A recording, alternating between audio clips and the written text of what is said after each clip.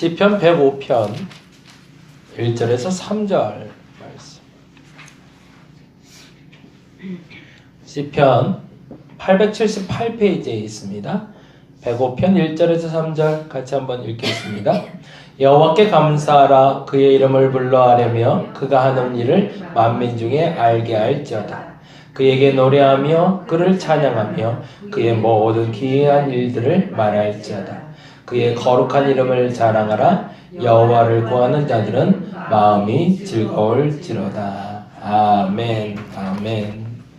하나님을 높인다라는 표현을 우리가 잘못 알고 있는 건 하나님을 우리가 움직일 수 있다라는 착각을 꼭 갖게 되는데요. 그게 아니라는 얘기를 좀 하려는 게 오늘 목적입니다. 하늘의 보좌를 움직인다. 기도는 하늘 보좌를 움직이는 게 아니라 우리가 기도했기 때문에 하늘 보좌가 움직이는 게 아니라 하늘 보좌가 움직여서 우리를 기도하게 하는 것이다. 그 얘기를 좀 하려고 하고요. 김영복 목사님의 사김의 기도를 역시 함께 계속 보고 있습니다. 나중에 시간 되시면 같이 한번 보시면 좋겠고, 김영복 목사님이 말씀하신 것과 부합한 것들도 제가 좀 나누겠지만 그렇지 않은 것들 중에 혹여 제가 깨닫고 제가 경험한 부분들은 조금 달리 얘기를 드릴게요. 근데 여러분 보시기에 여러분의 부합한 것들을 찾아가시기 바랍니다. 그래서 공식처럼 만드는 게 굳어지면 문제가 될 수는 있지만 그러나 흐름을 알고 있는 건 굉장히 중요하더라고요. 지난주 나눔 같이 한번 적으면서 같이 가볼까요? 볼펜 다 있으시죠? 네, 볼펜도 있고 빈 공간 잘 한번 채워가 보도록 하겠습니다. 지난주에는 우리가 기도는 적어볼게요. 만사를 변화시키는 것이 아니다라는 제목을 했어요. 이건 기도는 만사를 변화시키지 못한다가 아니라요. 기도는 만사를 변화시키는 과정이 있다 이렇게 보시는 게 맞을 것 같아요. 거기다 적을 수 있으면 적을 수 있는 분들은 기도는 만사를 변화시키는 과정이다. 과정이라고 적으시면 될 것 같아요. 과정. 네. 기도는 만사를 변화시킬 수 있습니다. 그러나 만사를 변화시키는 것으로 시작되는 것은 아닙니다. 기도의 시작은 1번에 있는 것처럼 기도는 만사를 변화시키는 것이 아니라 뭐를 변화시킬까요? 나를 변화시키는 것이기 때문에 그렇습니다. 이게 이제 순서라는 거죠. 아까 말했던 흐름, 공식처럼 기도는 반드시 만사를 변화시킬 수 있습니다. 그러나 만사를 변화시키기 위해서 제일 먼저 건드리는 게 있는데 그 건드리는 건 바로 나를 건드리신다는 거죠. 그러니까 내가 준비가 안 되고 그 누군가를 채운다는 것도 불가능한 거고 내가 준비가 돼야 기도를 할 수 있는데 그래서 요즘 저도 개인적으로 이제 제 개인 기도를 좀 많이 하게 되는데 필요한 것들에 대해서 그 지난번에 어느 권사님하고 얘기할 때 그런 얘기 한번 한 적이 있어요. 본인이 고민이 좀 됐대요. 그러니까 나를 위해서 기도하는 게 맞아요? 라고 하시더라고요. 근데 그건 당연하죠. 그랬더니 그게 내 마음에 걸린대요. 그래서 왜 마음에 걸리냐 그랬더니 하나님이 당신의 나라와 의를 구하라고 그랬지 나의 좋은 것을 구하라고 하지 않으셨잖아요. 그러시더라고요. 또 그 말도 또 맞는 말이에요. 그러면 어떤 게 맞을까요? 나를 위해서 기도하는 게 맞는 걸까요? 구하지 않는 게 맞는 걸까? 이제 여기서 고민이 생긴 거예요. 그러니까 내 것을 구하는 것은 하나님 뜻을 구하는 게 아니니까 잘못된 거니까 하지 말아야 되는 건지 그럼에도 불구하고 구해야 되는 건지 그래서 이제 제가 그 말씀을 드렸어요. 예수께서 율법을 완성했다라는 단어를 두 가지를 주신 게 있다. 그게 첫째가 뭐죠? 나 여호와를 사랑하라. 그게 첫 번째. 두 번째는요. 내 이웃을 사랑하라. 근데 내 이웃을 어떻게 사랑하라고 그러죠? 내 몸과 같이 사랑하라 되어 있거든요. 그러니까 사실은 율법을 두 가지로 정리하긴 했지만 크게 세 가지로 정리가 된 거죠. 첫째는 우리가 진짜 율법을 완성하는 방법은 하나님을 사랑하는 것. 그게 시작이죠. 그리고 두 번째는 이웃을 사랑하는데 이웃을 사랑하기 전에 먼저 해야 되는 게 있는데 나를 사랑하는 것. 그러니까 내 몸과 같이 사랑해야 되기 때문에 나를 사랑할 줄 모르는 사람들은 다른 사람을 존중할 줄 모릅니다. 진짜 나를 사랑하는 사람들은 이기적으로 되질 않아요. 이타적으로 되는 거죠. 내가 소중한 걸 아는 사람들이 다른 사람을 지켜줄 수가 있고 나의 필요가 채워준 사람들이 다른 사람을 도울 수가 있는 거죠. 엊그제 전화 받은 것 중에 제가 속상한 일이 하나 있는데 제 지인들이 이제 있는데 어려서 친구가 고등학교 때 친구가 둘이 아직도 정말로 편하게 만나는 친구들이 있어요. 하나는 저하고 같이 이제 시험도 같이 보고 지금 이제 요 근처에 살고 있는, 둘 다 어떻게 하다 보니까 용인 살고 있는데, 한 친구는 그 직장 생활 하고 있고요. 한 친구는 그 몸이 조금 불편해요. 우리가 말하는 대로 그 뇌병변이라고 그러나요? 네. 그러니까 어떤 정확한 병명을 제가 죄송한데 기억을 안 나는데, 어릴 적에 열병을 좀 알았어요. 홍역을 앓듯이 열병을 알았는데, 몸이 온도가 40도를 애가 넘어가고 있는데, 이제 엄마가 이제 이 친구가 하나 둘 셋 막내다 보니까 뭐 앞에 새 애를 키워보니까 열 올랐을 때 가정에서 할 수 있는 기본적인 게 있잖아요. 그래서 이제 그런 걸 하면서 이제 하는데 열이 안 떨어지는 거예요. 그래서 이제 해열제를 먹이고 애를 한 일주일을 있게 했는데, 일주일 넘어선가 갑자기 몸이 틀어진 거예요. 그 열을 못 이기고. 그래서 손, 발, 몸이 다 틀어져 갖고, 그래갖고 이제 병원에 가봤더니 이미 이제 뇌 손상이 온 거죠. 그래서 신경의 손상이 와서 몸이 후천적으로 이렇게 안 좋게 됐어요. 근데 그때는 이미 이제 시간이 지나버렸으니까 답이 없는 거죠. 근데 감사하게 이제 재정적으로는 조금 여유로운 집안이었어요. 그래서 지금까지는 꾸준히, 그래서 다니엘 학교라고 저기 강남에 있는 다니엘 학교를 다니다가 거기서 1등들, 그 해의 1등들은 저희 고등학교를 보내줬어요. 저희가 서울고등학교를 나왔는데, 서울고등학교가 지금 생각해보니까 굉장히 많았어요. 20반까지 있었는데 20반까지 한 반에 60명씩 하니까 몇 명이에요? 6, 20이 한 1200명 정도 되나요? 한 학년이 1200명 정도 되는데, 그 중에 한 명을 그 장애우를 이렇게 받아서 그들이 공부할 수 있도록 배려를 했어요. 학교 나름대로의 그 정책이었던 것 같아요. 그래서 한 학년에 다니엘 학교에서 오는 친구들이 하나씩 있었는데, 그 친구도 저와 같이 공부를 했죠. 근데 이제 몸이 좀 불편하니까 중학교 3학년 때까지는 수학 문제를 머리로 풀더라고요. 이게 대단한 거죠. 뭐 영어나 이런 거 그냥 받아쓰기니까 옆에서 대필 해주면 되는데, 그런데 고등학교 문제는 이제 쉽지가 않은 거예요. 이게 문제 풀기가. 그래서 이제 성적이 계속 떨어지는 거죠. 사실 마음 같지는 않고. 그러다 이제 결국에는 본인이 원하는 대학을 못 가고 방통대를 다니게 됐는데, 그때 저희 집사람을 만났어요. 그 친구가. 그것도 웃겨요. 이게 저하고 저희 집사람은 모를 때였는데, 저희 집사람이 다니는 교회에 그 친구가 교회를 다니고 있었는데, 그 교회를 다니게 됐고, 그때 대필자로, 시험 대필, 방통대에서 시험 볼 때 대필자로 다녔다고 하더라고요. 그래서 나중에 알게 됐어요. 그래서 그때 집사람을 간접적으로 소개해 준 게 그 친구죠. 어찌됐든. 그렇게 해서 이제 알게 되는 계기가 됐는데, 이제 더 이상 사회생활은 불가능하죠. 그리고 이제 이 친구가 하는 일은 소비잖아요. 생산적인 건 못하고 소비만 하니까. 근데 이제 문제가 된 게, 이제 나이가 부모님이 드셨는데, 아버지가 약간 이제 치매 초기가 오신 것 같아요. 그리고 어머님은 또 허리가 안 좋으시고, 그래서 이제 집안에 운전도 할 수 없어서 차도 다 이제 정리하고 집을 이제 줄여서 갔는데, 이제 집안에 서로 이제 서로 돌봐야 되는데 서로 돌볼 수가 없는 게 서로 돌봄을 당해야 되는 상황이 된 거죠. 근데 이제 속상한 게 생기는 거죠. 도와주고 싶은데, 이제 가끔 연락을 해서 기도해달라고, 이제 목사인 거 알고 도와달라고 하는데, 제가 할 수 있는 게 없는 거예요. 이게 너무너무 속상하더라고요. 그럴 때 제가 조금 좀 뭐 재력이 있거나 어떤 기관을 잘 알거나 아니면 좀 환경적으로 좀 연결해 줄 수 있는 데를 잘 안다면 좋은 통로로 해서 아버지가 재활할 수 있도록, 그리고 그 친구가 노후를 보낼 수 있는 장소로 이렇게 좀 안내를 해줬으면 좋겠는데, 정보도 없고 뭐 가진 것도 없으니까 너무너무 속상하더라고요. 근데 만일에 이럴 때 제가 뭔가가 좀 준비가 됐다면 좀 더 좋은 환경으로 이끌어갈 수가 있겠죠. 전제가 되는 게 있는데, 내가 채워지지 않는 한 남을 채울 수 없다. 그거는 사실은 세상의 이치입니다. 나는 텅 비어있는데 남을 채우는 건 불가능합니다. 그래서 하나님은요, 우리가 부해지는 걸 싫어하지는 않습니다. 우리가 돈을 많이 번다고 하나님 싫어하지는 않으세요. 돈을 어떻게 쓰냐에 따라서 하나님이 싫어하고 좋아하시는 거죠. 우리가 권력을 갖는 걸 하나님이 싫어하지는 않으세요. 그 권력을 어떻게 사용하냐가 문제가 되는 거죠. 그래서 그걸 놓고 기도하는 게 죄가 되지는 않습니다. 내가 권력을 갖는 것이, 내가 부를 누리는 것이 죄가 되지는 않습니다.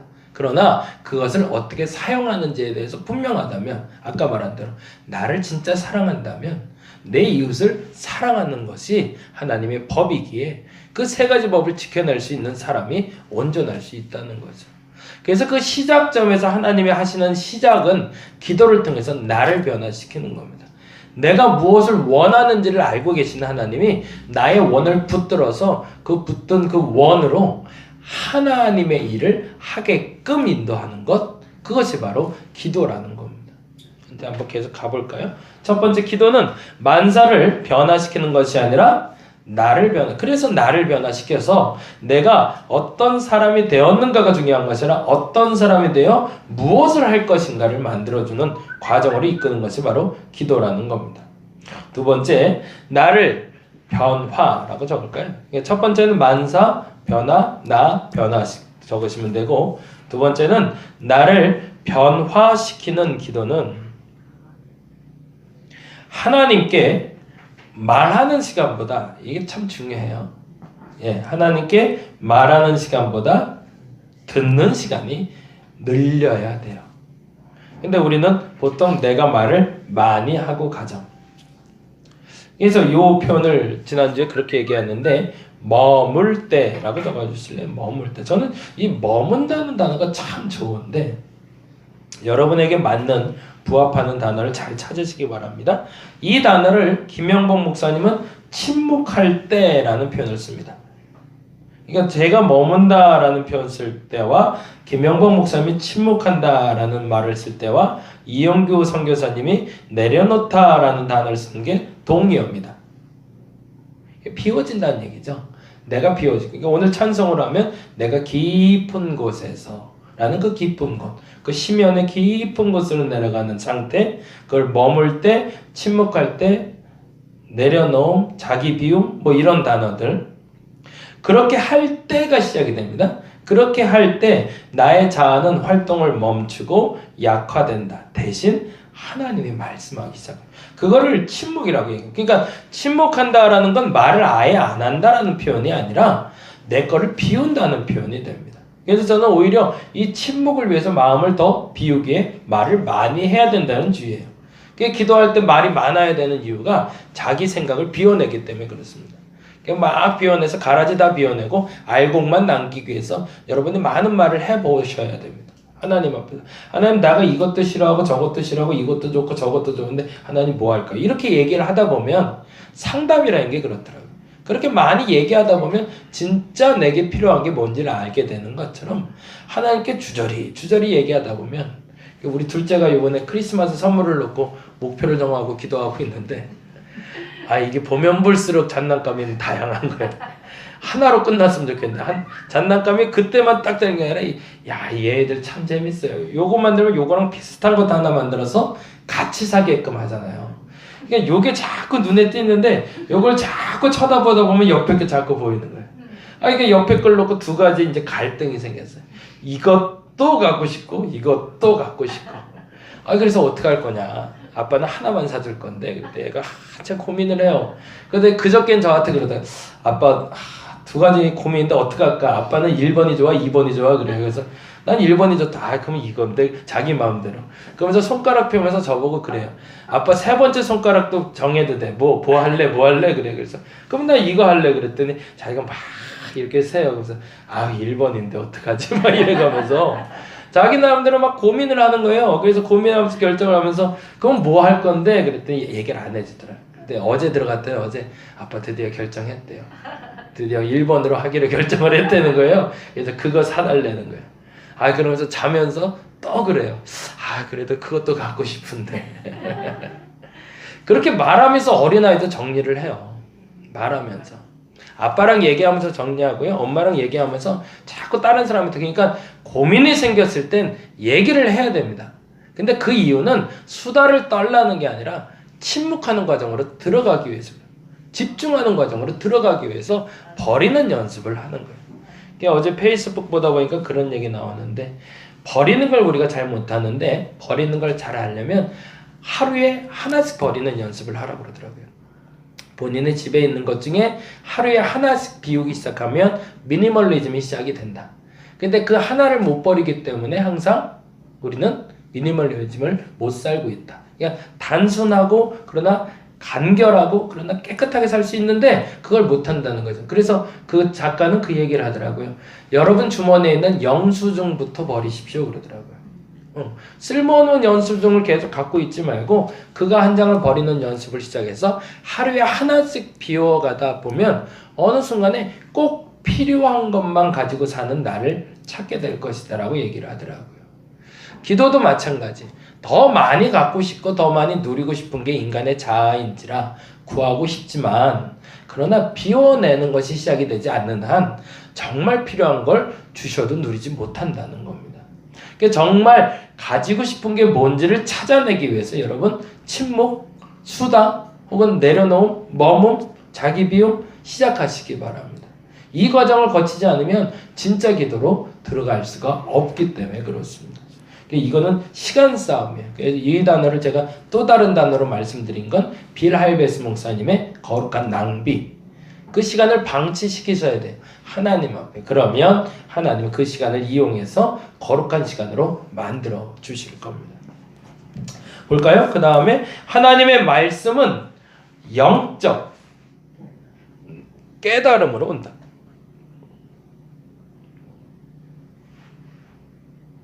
마음으로 옵니다. 마음으로. 하나님의 말씀은 마음으로 오는데 영적 깨달음으로 옵니다. 육의 청력이 아닌, 적으실 때 영적 깨달음 적으시고 그 다음에 육의 청력이 아닌 마음의 청력으로 듣는 거다. 이게 마음속에서 주께서 얘기하실 거예요. 예전에 제 스승 되시는 목사님께 제가 그래서 그걸 한번 물은 적이 있는데 마음에요. 하나님 뭐라 그때 정확히 기억 안 나는데 고등학교 때인데 기도를 하는데 무슨 마음을 탁 주셨어요. 근데 제가 아마 그 스승 되는 분에게 찾아간 이유는 제게 굉장히 불편한 얘기였던 것 같아요. 하기 싫은. 근데 그게 마음속에서 너무 강하게 울려오는 거예요. 근데 이걸 해야 될 것 같잖아요. 너무 강하게 오니까. 그래서 그분한테 물으러 갔어요. 뭐라고 물었는지 제가 생각해도 웃긴데 뭐라고 그랬을까요? 하나님, 전도사님, 제 안에 사단이 있는 것 같아요. 그랬어요. 사단이 이상한 걸 자꾸 시킨다고. 내가 하기 싫은데 그걸 자꾸 하라고 그러고. 근데 피식 웃고 그러시더라고요. 너 예수 믿냐? 그러더라고요. 예수 믿죠. 그럼 네 안에 누가 계시냐? 그러더라고요. 성령님이 계시겠죠. 그분하고 그하고 같이 있을 수 있을까? 그러더라고요. 근데 그 말을 듣는데 할 말이 없더라고요. 내 안에 성령이 계시는데 사단이라는 놈이 같이 들어와 있을 수는 없잖아요. 버려야지. 그러니까 이게 생각하니까 내 마음속에 내가 하나님과 싸우곤 있더라도 내 안에서 사단과 하나님이 싸우지는 않더라고요. 그러니까 내 안에 싸우는 건 나와 하나님이지 사실은. 그러면 내가 하기 싫었던 거지만 하나님이 강하게 해주시면 그건 해야 되는 게 맞는 거죠. 그게 마음의 소리를 듣는 건데 근데 그 마음의 소리가 내 마음에 부합하지 않으면 우리는 감히 하나님을 사단으로 바꿔버리는 그런 실수도 한다는 거예요. 내 마음속에 들리는 소리에 명확하게 들을 수 있는 준비를 우리는 할 필요가 있습니다. 그러면 하나님이 움직이십니다. 그 다음 얘기 볼까요? 변화의 결과. 세 번째. 그러면 뭐가 달라지는 걸까? 하나님의 시각에서, 그러니까 하나님의 눈으로라는 얘기죠. 하나님의 시각에서 생각하게 됩니다. 이러면 하나님이 좋아하겠구나. 이게 하나님이 좋아하시는 거구나. 이건 하나님 하기 원하시는구나. 이걸 알게 되는 게 사실은 기도의 시작이 되고 나를 변화시킨 기도의 원동력이 됩니다. 그러니까 그때부터 내가 원하는 것이 아예 없어지는 것이 아니라 내가 원하는 것이 하나님이 원하는 게 되는 거죠. 그래서 내가 구하지 말아야 되는 게 아니라 반드시 구하는데 그 구하는 것을 하나님이 원하는 걸 구할 수 있는 사람으로 변화되고 있는 나를 보게 된다는 얘기입니다. 그래서 기도는 우리의 생각과, 거기다 적을까요? 생각을 변화시키고, 3번의 작은 글씨, 기도는 우리의 생각을 변화시키고, 우리의 시각을 변화시키고, 우리의 삶을 변화시키게 됩니다. 그래서 빌립보서에서 우리의 마음과 생각을 지키시리라 라는 표현을 하고 있죠. 이게 내 마음과 내 생각이, 근데 우리 머릿속에서는 이게 인지가 돼요. 우리 생각 속에, 생각은 어디에 있다고 보통 생각할까요? 생각은 우리의 신체 중에 머리에 있다고 생각을 하고, 마음은 가슴에 있다고 생각을 하잖아요. 근데 유대인들은 이 생각과 마음이 둘 다 가슴에 있다고 생각을 한대요. 그러니까 이 가슴 속에, 내면 속에 하나님이 자리 잡고 계셔서 우리 생각과 마음을 지배한다고 보는 거죠. 근데 우리는 머리는 생각을 지배하고 마음은 이 가슴이 지배한다고 생각하는데, 사실은 이렇게 보든 저렇게 보든 하나님은 우리를 통제할 수 있는 그 도구가 되는 마음과 생각을 지켜주시고 변화시켜서 하나님의 생각을, 그래서 삶의 변화를 가져오는 원동력이 되는 것이 바로 기도라는 겁니다. 정리해 가고 있습니다. 그런 다음에 일어나는 일이 사실은 진짜 하고 싶은 얘기죠. 네 번째인데, 더욱 멋진 일은, 그러한 변화는, 그러한 변화가 바로 전염된다는 겁니다. 그게 우리가 하는 기도가 만사를 변화시키는 거죠. 내가 변하니까 나 때문에 그 누군가가 변하고, 나 때문에 그 누군가가 변하니까 그것 때문에 또 누군가가 변하는 그러한 이상한 일이 벌어지기 시작해서 그 마을 공동체가 변하기 시작하고 나라가 변하기 시작하는 그런 획기적인 사건으로, 만사가 변화되는 사건으로 나타난 것이 우리가 잘 아는 예수 하나로 말미암아 12 제자가 변하고 이스라엘이 변하고 유대가 변하고 사마리아와 땅끝까지 변화되는 그 장면을 통해서 우리가 알게 되는 거죠. 이번 주에는 기도로 하늘 보좌를 움직인다라는 질문에 대한 대답을 좀 찾아보려고 합니다. 누가복음 18장 잠깐 펴볼까요? 18장 2절입니다.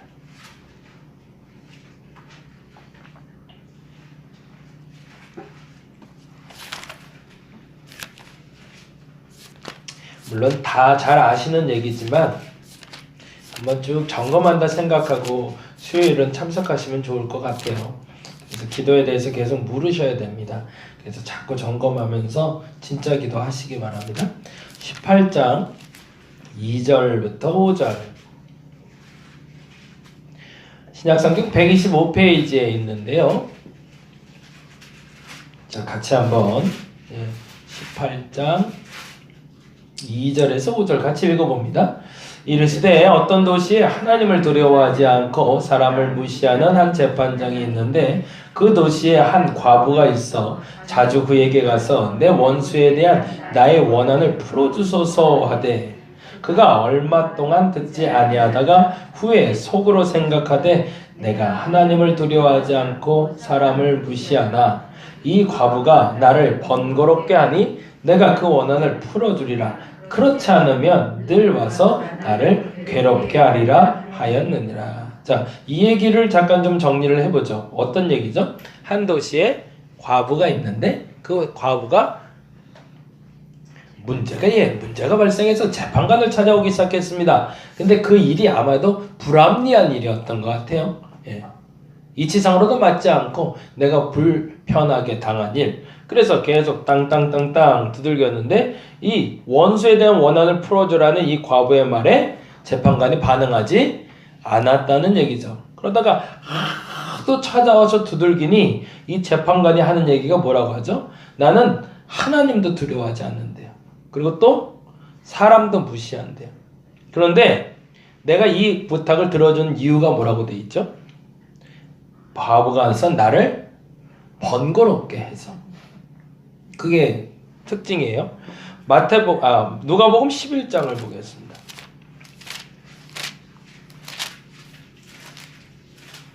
(11장) 5절에서 8절.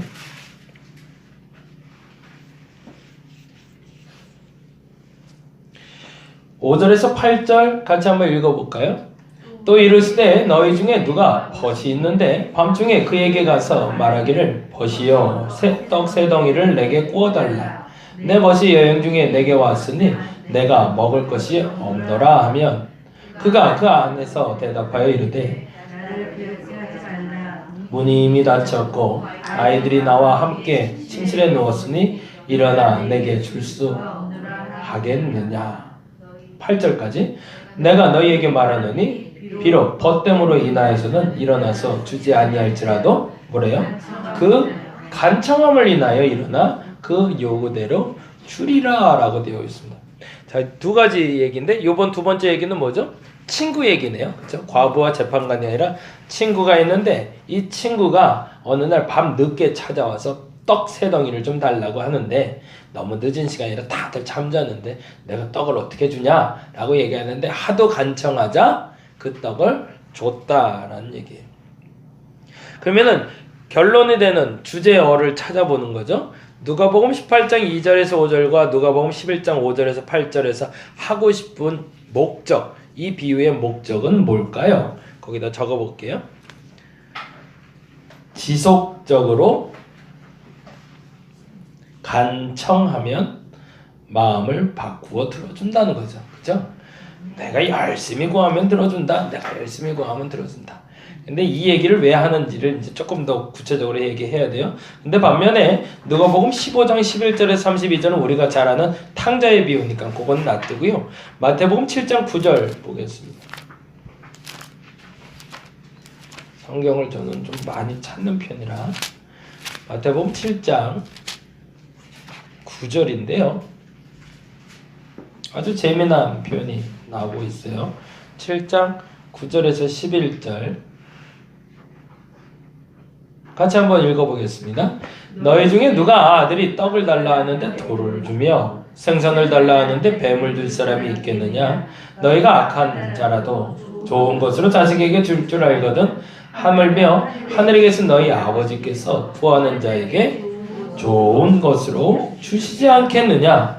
여기서 하고 싶은 얘기는 뭘까요? 아버지 얘기인데요. 둘 다 아버지 얘기. 누가복음 15장 11절에 32절은 탕자가 집 나갔다 들어왔는데 들어오자마자 너 왜 그렇게 살았어? 이 나쁜 놈아 라고 말하지 않고 끼어 안아주시면서 반지 끼우시고 신발 신겨주고 송아지 잡는 얘기가 11절에서 32절이에요. 그런데 반면에 7장 9절에서 11절 보니까 아버지가 아들이 생선을 달라 하는데 뱀을 줄 사람이 없고 떡을 달라 하는데 돌을 줄 사람이 없다라는 표현을 하면서 뭐라고 하죠? 아버지는 자식에게 가장 좋은 것을 준다라는 표현을 하고 있어요. 그러면 이 글의 목적은 선한 아버지는 우리에게 가장 뭘 준다고요? 좋은 것으로 기다리고 응답하시는 분이다. 김용복 목사님이 하고 싶은 얘기는 이 두 가지 얘기가 상반된다는 얘기를 하고 싶은 겁니다. 우리는 1번처럼 기도하는데 지속적으로 간청해서 마음을 바꿔서 하나님의 응답을 끌어내려고 노력을 하는데 사실은 그렇게 기도하지 말고 뭐 한다는 거죠? 하나님은 우리에게 이미 좋은 걸 주시기로 약정해 놓으셨으니 그 하나님의 마음에 들게 살라는 얘기죠. 억지로 가서 그렇게 부탁해서 끌어내려고 하지 말고 뭐 하라고요? 그 마음에 합한 삶을 살면 하나님이 너에게 가장 좋은 것으로 주실 것이다 라는 이야기를 하고 싶은 겁니다. 그래서 여기에는 김영복 목사님 표현대로 그냥 그대로 쓸게요. 이렇게 써 있습니다. 가장 1번, 2번 다음에 있는 가장 악질적인 인간도 라고 돼 있어요. 지금 말하는 이 재판관과 못된 친구를 악질이라고 표현을 하고 있는 거죠. 뭐 그렇게 썩 좋은 표현은 아니지만 김영복 목사님이 읽어낼 땐 이렇게 굉장히 괘씸죄가 걸린 거죠. 악질이에요, 악질. 왜? 그 정도 부탁하면 알아서 들어줘야지. 귀찮아서 들어주는 게 뭐냐는 거죠. 가장 악질적인 인간도 이렇게 간청하면 마음을 바꾸어 들어주는데 하물며 가장 선하신 하나님은 너희의 기도에 얼마나 기꺼이 응답하시겠느냐라는 걸 말씀해 주기 위해서 이 얘기를 했다는 거죠. 그럼 뭐예요? 우리는 하나님께 어떻게 구해야 된다고 이렇게 죽어라 하고 매달려서 하나님의 마음을 바꿔달라고 이렇게 투쟁 이런 거 말고 하나님의 마음에 합한 게 없다면 내가 뭐가 합하지가 않은지 하나님 마음에 합한 게 있다면 그대로 살아가는 연습을 하는 것이 내게 가장 좋은 것을 얻는 가장 좋은 방법이다라고 말하는 거죠. 근데 우리는 어떻게 기도하죠? 안 주면 죽일 것 같이 매달려야 된다고. 그래서 우리 옛날에 기둥뿌리 뽑아야 된다고, 나무 뽑아야 된다고 배웠는데 그 나무 뽑는 이유가 사실은 하나님의 마음을 바꾸기 위해서라고 잘못 가르쳐준 분들도 종종 있더라는 거죠. 근데 나무 뿌리를 뽑는 건 뭘까요? 나무 뿌리를 뽑는 게 아니라 내 안에 있는 쓴뿌리를 뽑아내려고 나무 끄댕이 붙잡고 막 흔들었던 거잖아요. 사실은 그분들 응답받은 얘기들 보통 들어오셨나요? 진짜로? 그러니까 갈멜사이나 이런 데 가서 기도하신 분들 이제 돌 위에서 이렇게 밤새 기도하신 분들 보면 진짜 응답은 나무 뿌리가 뽑아져서가 아니라 그가 죽었을 때 살아나시더라고요. 그 스스로를 죽이고 나오니 하나님 응답했더라 이렇게 얘기하지, 진짜 나무꾼을 뿌집을 하나님한테 목숨 걸고 매달렸더니 채워주시더라 이건 아니더라고요. 응답에 대해서 우리가 결과물을 분명히 해야겠죠. 그래서 이렇게 얘기합니다. 세 번째로 적어놨는데, 끊임없이 간청하는 것은 믿음의 표현이 아니라 불신의 표현이다라고 얘기를 해요. 근데 이 또한 조금 다릅니다. 저는 이 또한 그것도 과정이라고 봅니다. 애는 보챌 수 있어야 됩니다. 애가 보채지 않는 것도 미워요. 애는 보챌 수 있어야 돼. 아까 말한 대로 둘째가 그렇게 보챘는데 그게 밉지가 않아요. 아빠 둘 중에 하나 뭐 할까 고민하고 있는 게 이게 미워야 되는데 밉지가 않아요. 이뻐요. 고민하는 모습이 이뻐요. 하나님 보시기에도 그렇다는 거죠. 어린아이일 때. 근데 내가 만일 제가 그러면 안 되죠. 제가 우리 아버지한테 가서 아버지 안 되겠습니다. 이거 해주셔야 되겠습니다. 그러면 물론 우리 아버지는 해주시겠지만 그 불편함이 들어오는 거죠. 왜? 내가 할 수 있으니까. 내가 할 수 있는 것, 그리고 내가 구하지 말아도 될 것을 그렇게 구하는 것은 엄마, 아빠의 마음을 불편하게 하는 것처럼 하나님 마음을 불편하게 한다는 거죠. 과정입니다. 아까 말한 대로 기도가 하늘 보좌를 움직이는 방법이 아니라 하늘 보좌가 움직여서 기도를 응답하시는데, 끊임없이 간청하는 것은 믿음의 표현이 아니라 불신의 표현이 된다. 언제? 성숙한 사람들은. 그러나 미성숙한 사람들은 이렇게 구해도 그렇게 죄가 되지나 혹은 하나님이 불편하시진 않습니다. 예쁘게 보는 거죠. 근데 그 다음 말은 우리가 잘 기억해야 되죠. 하나님을 굴복시키려고 하지 말라고. 이게 오늘 아모스서 새벽에 봤던 말씀입니다. 다림줄이 나올 때 그 얘기가 나오거든요. 하나님 마음을 바꾸는 기도를 하는 중보기도자가 둘이 있어요. 아모스하고 아브라함. 의인 50이 있으면 될까요? 의인 40명이면 30명이면 20명이면 10명이면 아주 탁월한 기도죠. 그래서 우리는 하나님의 마음을 바꾸는 기도를 얘기할 때 아브라함과 아모스의 기도를 얘기하는데, 하나님의 마음을 바꾸는 기도를 하는 게 아니라 하나님 마음에 합한 기도를 해서 하나님의 응답한 거죠. 스스로에게 시험대를 놓고 준비해 보신 거죠. 마치 예수께 사단이 와서 공격하면서 세 가지를 물으면서 어떡할래 말하는 것처럼 정말 옳은 것을 선택할 수 있도록. 만일에 아브라함이 소돔과 고모라의 악함을 보고, 그리고 이스라엘의 악함을 보고 아이 저거 그냥 확 그게 해버리세요 라고 말할 수도 있거든요. 근데 그 마음이 내 마음이 아니다라는 걸 하나님이 말하고 싶었던 거죠. 그래서 그 성경에 보면 전쟁을 일어날 때도 마찬가지고, 그리고 신앙적인 어떤 위기가 왔을 때 하나님 심판했을 때 반드시 전제를 두십니다. 내가 이렇게 하리라 이렇게 하리라 선지자들에게 얘기해 주세요. 근데 그거는 내가 이렇게 하리라고 결정했다는 얘기가 아니라 내가 이렇게 할 건데 너희들 보기에는 어떠냐. 보다 정확히는 내가 이렇게 하고 싶은 마음이 없다라고 얘기하고 싶은 거거든요. 그럼 하나님 마음은 이거 아니잖아요. 하나님 이렇게 해주세요. 그래서 또 바꿔낸 사람이 모세 같은 사람이죠. 모세가 그 금송아지를 놓고 절하는 이스라엘 백성들을 바라보면서 하나님이 그러시죠. 저것들 괘씸한데 저것들 싹 죽여버리고 너랑 나랑 다시 시작하자 그러세요. 너랑 나랑. 모세랑 너랑 나랑 다시 시작하자. 근데 그때 모세가 뭐라고 얘기하는지 기억나시나요? 하나님 그건 아니죠. 어떻게 하나님이 애굽에서 그들을 끌어내셨는데 그들을 한 번에 다. 그러면 전 세계 사람들이 하나님을 비웃을 겁니다. 저가 저렇게 끌어냈다가 다 몰살시켰다고. 하나님 마음 그거 아니잖아요.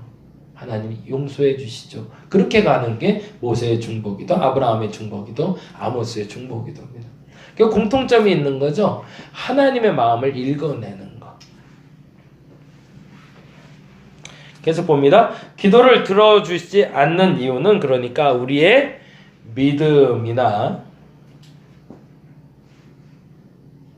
기도의 부족 때문이 아니라, 이 말이 굉장히 중요한 이유는 내 의지로 하나님의 뜻을 바꾸는 건 아니다라는 거예요. 사실은 바꿔주시는 하나님이 감사할 뿐이지 내가 뭘 잘해서 바꿔주시는 게 아니라 이거죠. 우리의 행위로 말미암아 바뀌는 것이 하나님의 뜻이 아니라 하나님은 당신의 마음을 들춰내시는 거라는 거죠. 우리의 믿음이나 기도의 부족 때문이 아니라 우리가 요청한 것보다, 우리가 부탁한 것보다, 요청한 것보다 더 좋은 계획이 있거나, 이게 전 참 좋아요. 전 이 하나님을 믿습니다. 내가 바라고 있는 것보다 더 좋은 걸 갖고 계십니다. 반드시. 그리고 그거를 이루어 주실 겁니다. 잘못 알고 필요 없는 것을 구하기 때문입니다.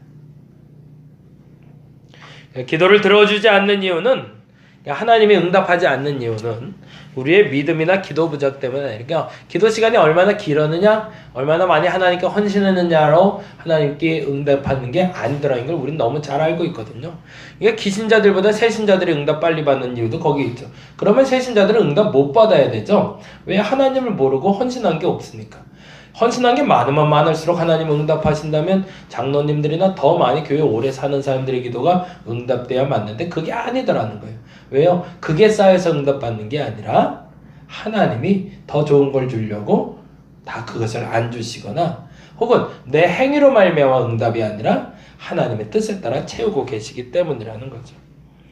더 좋은 계획이 있거나 잘못 알고 필요 없는 것을 구하기 때문입니다. 그러고 나면 이제 여기가 또 중요해요. 이 부분 다시 점검하고 갑니다. 그래서 오늘 기도하실 때 그렇게 해보세요. 사실은 이렇게 해서 정리하고 나면 구할 수 있는 게 별로 없어요.